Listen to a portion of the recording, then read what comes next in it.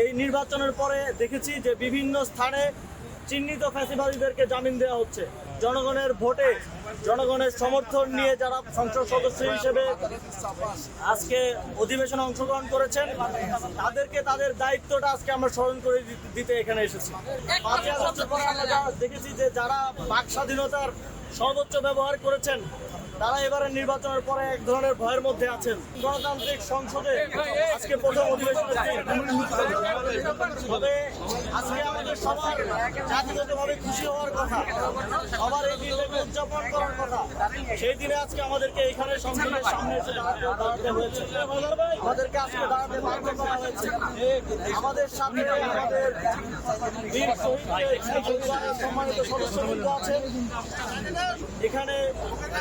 আমরা আজকে জাতীয় নাগরিক পার্টির নেতা হিসেবে আমরা বাংলাদেশের জনগণের প্রতিনিধি হিসেবে দাঁড়িয়েছি, বাংলাদেশের জনগণের কথাগুলো বলার জন্য এখানে দাঁড়িয়েছি।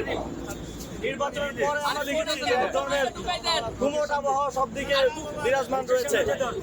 যারা সোশ্যাল মিডিয়ায় লিখতেন, রাজনীতি সচেতন যারা বিভিন্ন বিষয়ে কথা বলতেন, 5ই আগস্টের পরে আমরা দেখেছি যে যারা বাক স্বাধীনতার সর্বোচ্চ ব্যবহার করেছেন তারা এবারে নির্বাচনের পরে এক ধরনের ভয়ের মধ্যে আছেন এবং তার সেজন্যই আজকে আমরা এখানে খুব ছোট পরিসরে আমরা এখানে দাঁড়িয়েছি এবং সংসদ অধিবেশন চলাকালে আমরা এখানে দাঁড়িয়ে থাকতে চাই। আমরা সংসদে যারা জনগণের ভোটে জনগণের সমর্থন নিয়ে যারা সংসদ সদস্য হিসেবে আজকে অধিবেশনে অংশগ্রহণ করেছেন তাদেরকে তাদের দায়িত্বটা আজকে আমরা স্মরণ করে দিতে এখানে এসেছি।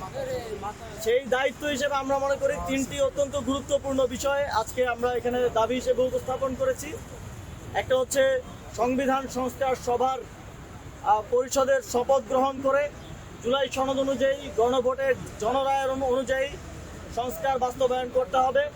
এবং আমাদের দ্বিতীয় দাবি হচ্ছে, আপনারা জানেন যে জুলাই গণঅভ্যুত্থানে আমাদের প্রায় 1400 সহযোদ্ধা শহীদ হয়েছেন, প্রায় 30 সহস্রাধিক সহযোদ্ধা আহত হয়েছেন, কেউ হাত হারিয়েছেন, পা হারিয়েছেন। তাদের পরিবার এবং তারা অত্যন্ত দুর্বিষহ জীবনযাপন করছেন বিগত 1.5 বছর ধরে। আমরা চাই অতি দ্রুত সময়ের মধ্যে এই শহীদ এবং আহত করার পেছনে যারা দায়ী তাদের বিচার বাস্তবায়ন করতে হবে। আমরা এই 5ই আগস্টের পরে এবং এই নির্বাচনের পরে দেখেছি যে বিভিন্ন স্থানে চিহ্নিত ফ্যাসিবাদীদেরকে জামিন দেওয়া হচ্ছে। আমরা দেখেছি যে আমাদের যে আইসিটি ট্রাইব্যুনালের যেই বিচার কার্যক্রম সেটার প্রতি জনগণের এক ধরনের আস্থার সংকট তৈরি করা হয়েছে।